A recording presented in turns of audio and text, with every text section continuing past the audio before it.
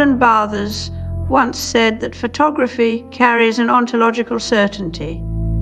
A sense of that has been that it shows what was there before anyone saw it. But in the algorithmic age, even this certainty is under threat. What we mistake for truth is now manufactured through filters and Fox textures designed to mimic imperfection. This isn't just about nostalgia or design choices. It's about how authenticity itself has become a product, something that can be sold and scaled. Digital media now mimics analog flaws so convincingly that we're conditioned to trust the fake. Instagram filters don't just make photos look retro. They sell a version of authenticity. The grainy edges, the washed out colors, the slight vignetting. All are algorithmic fakes designed to trick our psychology into believing something is real. This manufactured nostalgia trades on our longing for the analog past, while reinforcing digital control over how truth feels. We used to discover authenticity in the cracks, in the flaws that human hands left behind. Now, we simulate it at scale. What was once a marker of truth has become a commodity. The paradox is this: by trying to create something real through artificial means, we erase what makes real things meaningful. Authenticity today isn't a discovery, it's an engineered illusion.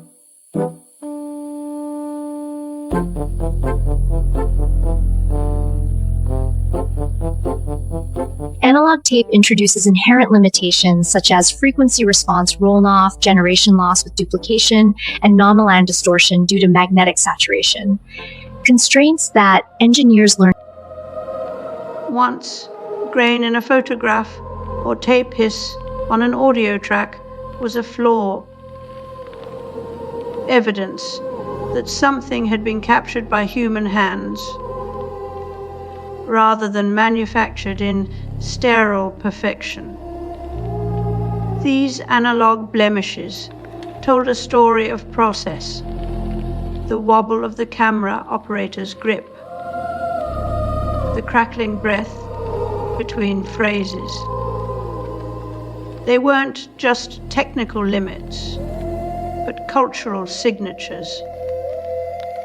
What they marked wasn't failure, but humanity itself. The digital revolution didn't just eliminate noise. It weaponized it. DAWs now offer sliders labeled humanize and odd breathiness. Video editors simulate camera shake with one click, as if authenticity were a checkbox to tick. Software learns how we feel about imperfection, then sells that feeling back to us on demand. It's not just about faking humanity, it's about selling the idea of it. Now we have algorithms that generate handwriting, vocal fries, and organic texture in real time. What was once a unique fingerprint is now mass-produced metadata. Platforms like TikTok offer authenticity. Presets, as if trust could be pasted on with a filter. The illusion of the individual becomes an industrial product, shipped to us ready, made and waiting to perform its roles, to be trusted before it's even seen.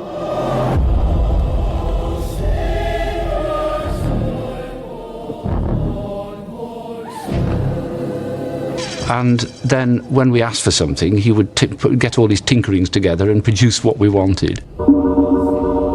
Dave Young's inventions often looked as if they might be carburettors and distributors for the TARDIS.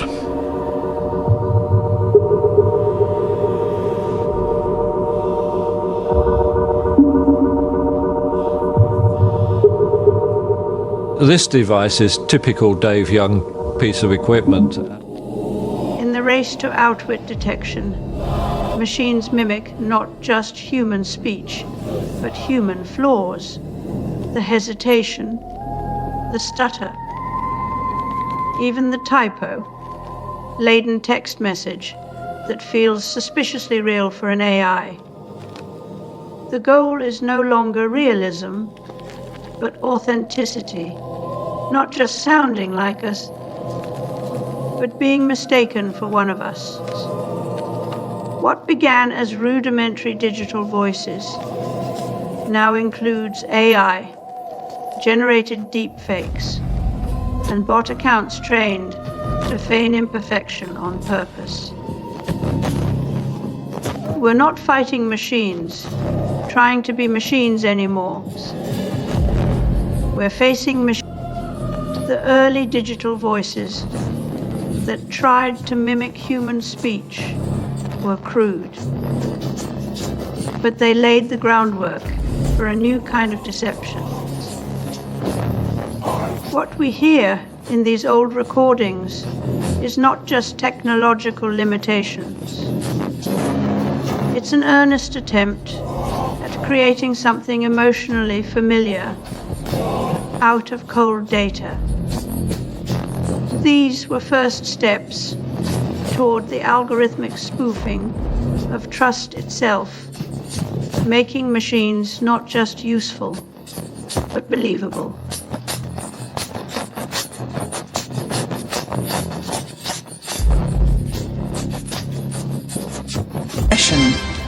The golden synthetic actor was designed and built in the computer by sculptress Diana Walczak and her partner Jeff Kleiser.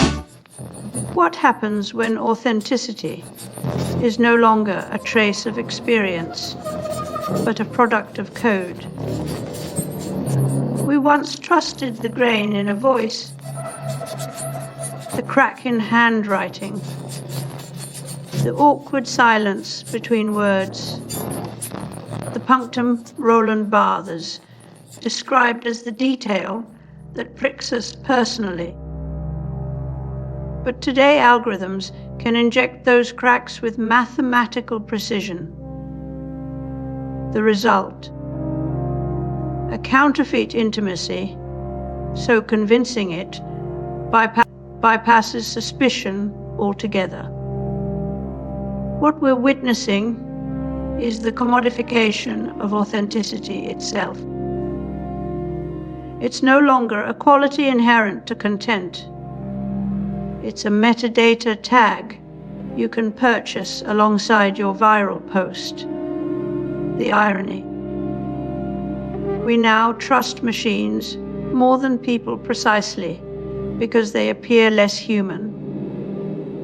As Turkle put it, computers become thinking machines by carrying mind as program into the physical world. Our belief systems have become programmable.